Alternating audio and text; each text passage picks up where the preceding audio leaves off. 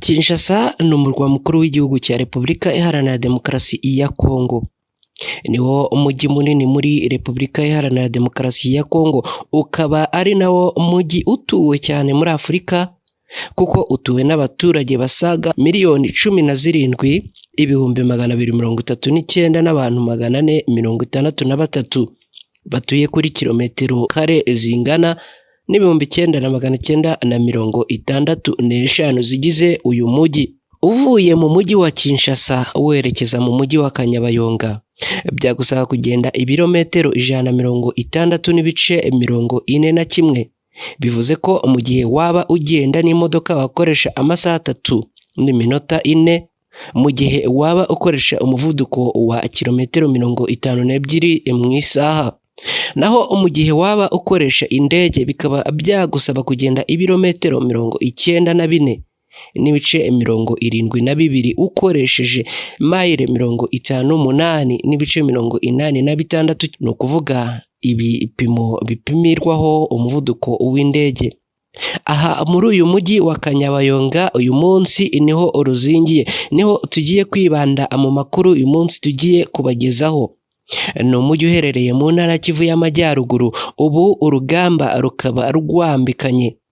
Reka mbere yo kwinjira neza mu by'uru rugamba rwambikanye muri aka gace, ariko mbanze mbibutse ko ari ngombwa gukora like, share na subscribe kuri channel yacu Ibendera TV. Iyo ubikoze uba ugabanyije imvune ugomba kuvunika mu gihe ushaka amakuru tubagezaho, kuko yo ahita akwizanira. Nitwa Christine Ntirushwa, mbaye ikaze. Uyu munsi reka tukubwire ko urugamba rukaze rwaramukiye mu marembo y'umujyi wa Kanyabayonga. Ni mu nkengero za Kanyabayonga haramukiye imirwano ikaze. Ni kuri uyu wa gatandatu tariki ya mbere z'ukwezi kwa gatandatu muri uyu mwaka w'2024, akaba ari mu nkengero za Kanyabayonga neza aho imirwano ikaze hagati ya M23 n'ihuriro ry'ingabo zirwana ku ruhande rwa leta ikomeje kugenda ikomera. Iyi mirwano yatangiye mu gitondo cya kare cyo kuri uyu wa gatandatu tariki ya mbere z'ukwezi kwa gatandatu muri uyu mwaka w'2024. Iyi mirwano ikaba iri kubera mu duce turi mu ntera y'ibirometero nka 4 uvuye muri santere ya Kanyabayonga. Ni ukuvuga ko aha ushobora kuhabonesha amaso mu gihe waba uri mu mujyi wa Kanyabayonga muri Repubulika Iharanira Demokarasi ya Kongo. Amakuru avuga ko iyi mirwano ikomeje kumvikanamo imbunda ziremereye n'izito. Ibi bikaba byatumye abaturage bakomeza guhunga bagana mu bice bitari kuberamo intambara. Muri izi nkengero za santere ya Kanyabayonga hatangiye kugaragara imirwano kuva ku wa gatatu w'iki cyumweru turimo, aho abarwanyi ba M23 basa n'abamaze kuzenguruka uyu mujyi muto ariko ufatwa nk'ingenzi mu ntara ya Kivu y'Amajyaruguru, kuko wibitseho ubutunzi kamere ndetse ukaba unakorerwamo ubucukuzi butandukanye, harimo n'ubucukuzi bw'amabuye y'agaciro. Amakuru yatanzwe n'ibiro ntaramakuru bya Faransa AFP avuga ko M23 igeze hafi ya santere ya Kanyabayonga. Aya makuru akavuga kandi ko ibintu byo muri uwo mujyi byamaze kuvurungana kubera iyi mirwano ikomeje kuhabera. Mu ijoro ryo kuwa kane w'iki cyumweru turimo, ihuriro ry'ingabo za Repubulika Iharanira Demokarasi ya Kongo zari zahunze muri uyu mujyi. Ni mu gihe zari zikanze M23 ko yaba yamaze kuwugeramo. Kugeza ubu urusaku rw'imbunda ni rwinshi muri ibi bice, kandi M23 ikomeje kujya imbere, ari nako yirukana abo ku ruhande rwa leta ya Repubulika Iharanira Demokarasi ya Kongo. Ni nyuma y'urugamba rugize iminsi irenga 3 rubera mu nkengero z'iyi santere ya Kanyabayonga ho muri teritwari ya Rucuru mu ntara ya Kivu y'Amajyaruguru.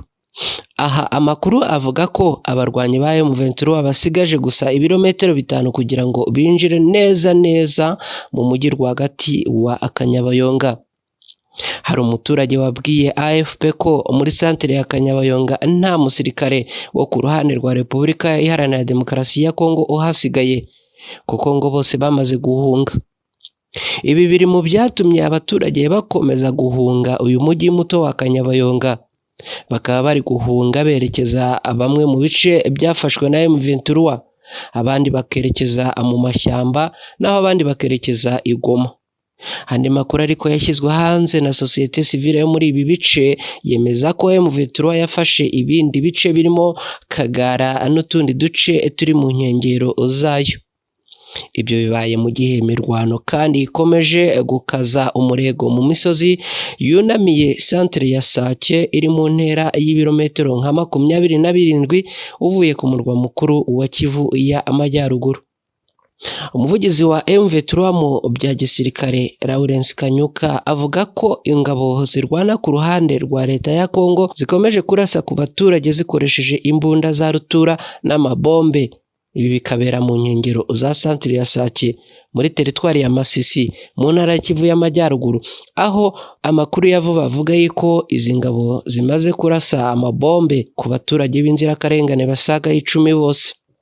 Ibi bikubiye mu itangazo ryashyizweho umukono n'umuyobozi wo muri M23 ushinzwe itangazamakuru n'itumanaho Lawrence Kanyuka, aho avuga ko ibyo bibunda n'ibyo bibombe byaguye ku basivile mu nkengero za Sake, ahanini ku muhanda uva Sake ugana Kicanga muri teritwari ya Masisi ahamaze iminsi habera intambara.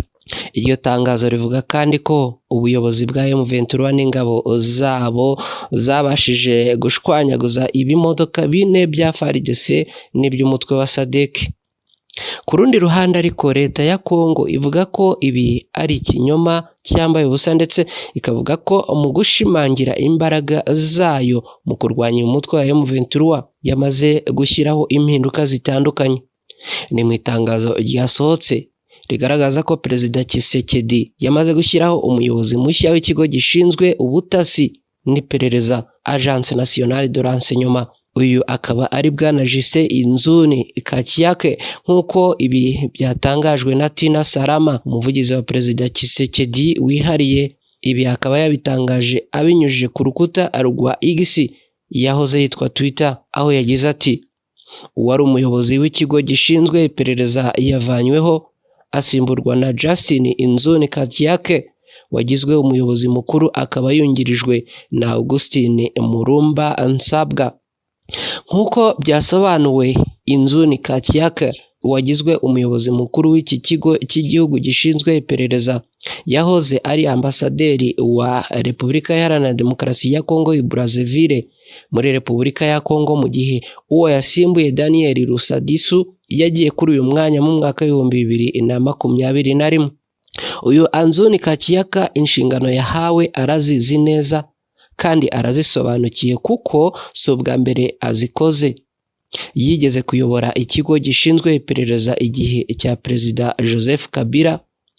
Uyu rero nta gushidikanya ko izi nshingano ashobora kuzigeramo akazikora neza, kuko ibyo akora arabizi, ndetse n'ibyo asabwa aramutse abashije kubyumva byamworohera gukora izi inshingano ze neza, nk'uko yaziramukijwe uyu munsi n'umukuru w'iki gihugu ariwe Perezida Tshisekedi. Ibi bibaye kandi mu gihe mu byumweru bishize i Kinshasa habereye kugeragezwa guhirika ubutegetsi bwa Tshisekedi. Ibi bikaba biri mu byatumye haba guhindagura ubuyobozi no kwikiza bamwe mu bari muri uyu mugambi. Uretse uyu nguyu, twabibutsa ko no mu minsi ishize twabwiye inkuru y'uwari Minisitiri w'Ingabo wahinduriwe inshingano akigizwayo, bisa n'ibifitanye isano n'iri geragezwa rya kudeta muri Repubulika Iharanira Demokarasi ya Kongo. Ndabashimiye cyane mwe mubana natwe umunsi ku munsi ku Ibendera TV. Inkuru tubagezaho nakagaruka. Nitwa na Christine Ntirushwa. Ndabashimiye cyane, mwirirweho mugira amahoro n'amahirwe.